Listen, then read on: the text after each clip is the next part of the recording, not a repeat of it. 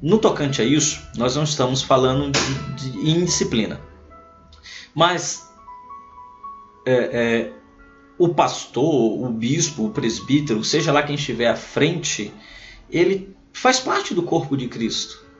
Então, nada pode ser mais gratificante do que esta posição desta autoridade eclesiástica, dela se aproximar das suas ovelhas, de estar próximo e não de se distanciar. O meu papel é o papel de ensinar, de instruir, de amar, de acolher, e não de usar o meu poder para te pressionar ou para te sufocar, porque eu tenho este poder, eu tenho essa posição eclesiástica. Devemos respeitar as posições eclesiásticas, claro, como nós respeitamos outras posições no mundo secular. Nós entendemos que existem juízes, empresários, políticos, e nesse campo existe um respeito, existe uma posição hierárquica. Agora, na igreja, nós não podemos nos prender a posições hierárquicas, até porque se você está exercendo uma determinada função, Deus te deu essa função.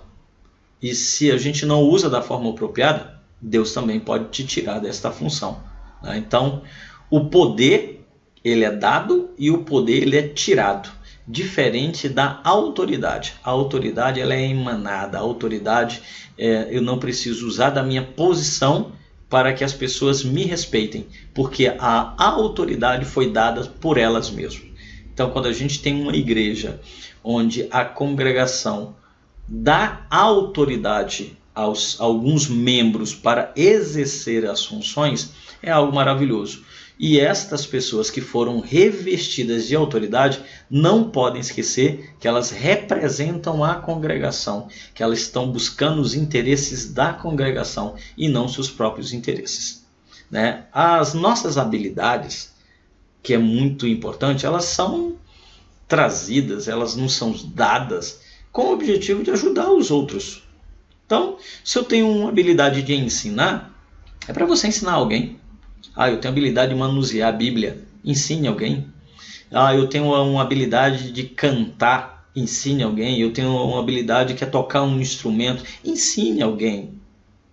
Jesus Cristo, ele deixou essa mensagem. Ele ensinava as pessoas com o objetivo delas ensinarem outras pessoas. Se não fizessem assim, não haveria o cristianismo. Então, Jesus tinha esse objetivo. E não uma estrutura de poder.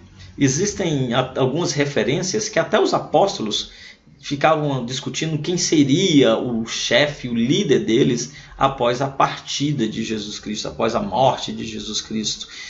Então, e Jesus logo fala que não deve ser assim a conduta do cristão. Não se preocupe com quem é o maior. Se preocupe em servir, em amar, em ser humilde e continuar. E eu sei que é muito difícil isso.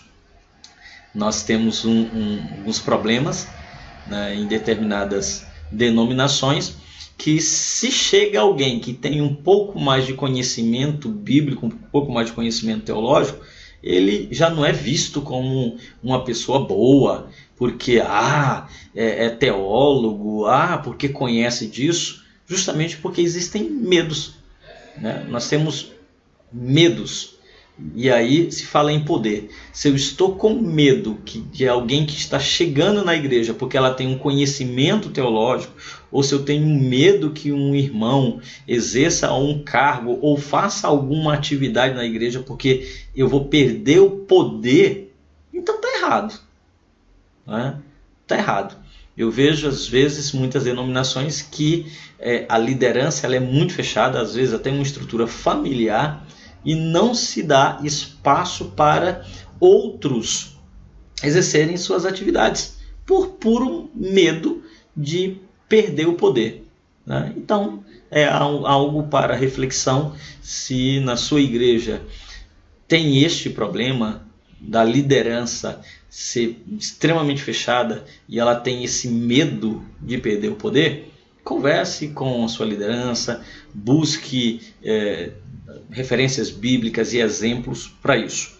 Então eu vou deixar alguns exemplos, como o exemplo de Moisés e Jetro. Moisés ele estava ali detendo todo o poder, e em um determinado momento Jetro, seu sogro, avisa e fala: olha, você está sendo sufocado, cansado, deixa as outras pessoas fazerem as atividades com os problemas menores, deixem que eles resolvam, e os problemas maiores tragam para vocês.